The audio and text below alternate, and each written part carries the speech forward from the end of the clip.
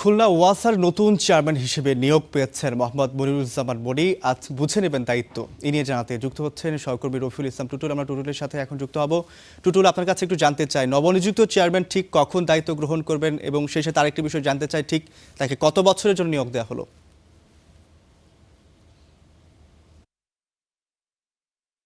ধন্যবাদ রৌফ। আপনি বলেছেন যে খুলনা ওয়াসার নবনির্বাচিত যে চেয়ারম্যান মনিরুজ্জামান মনি তিনি এখন দায়িত্ব গ্রহণ করবেন। এখন এই মুহূর্তে দায়িত্ব গ্রহণ অনুষ্ঠান চলছে। এখানে উপস্থিত আছেন তার পাশাপাশি খুলনা সিটি কর্পোরেশনের প্রশাসক নজরুল ইসলাম মঞ্জু এবং ওয়াসার যে এমডি ফিরোজ শাহ সহ অন্যান্য যারা ব্যক্তি রয়েছেন, বিভিন্ন রাজনৈতিক, সামাজিক এবং ওয়াসার এবং সিটি কর্পোরেশনের প্রধান নির্বাহী কর্মকর্তা তারা এখানে উপস্থিত হয়েছেন।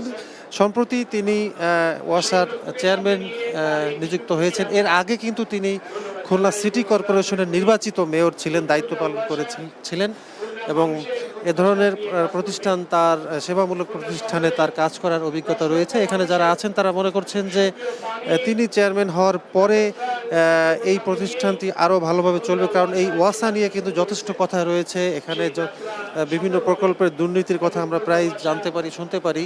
তো সেক্ষেত্রে এবং এখানে বড় বড় কয়েক হাজার কোটি টাকার প্রকল্প চলছে।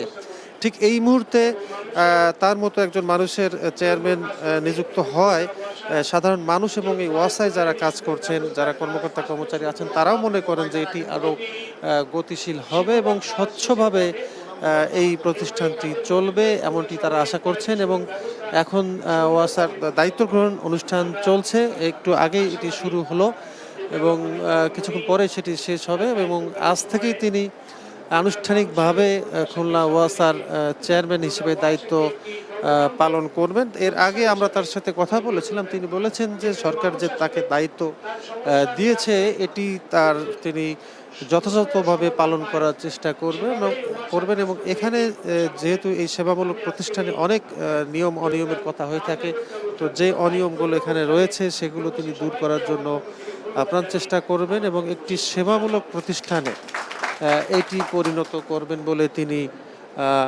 আমাদেরকে জানিয়েছেন এবং কিছুক্ষণ পরেই দায়িত্ব গ্রহণ করবেন। এই ছিল সব শেষ খবর খুলনা থেকে ওয়াসার চেয়ারম্যান নিযুক্তের খবর। টুটুল, আপনাকে অসংখ্য ধন্যবাদ আমাদের সঙ্গে যুক্ত হওয়ার জন্য।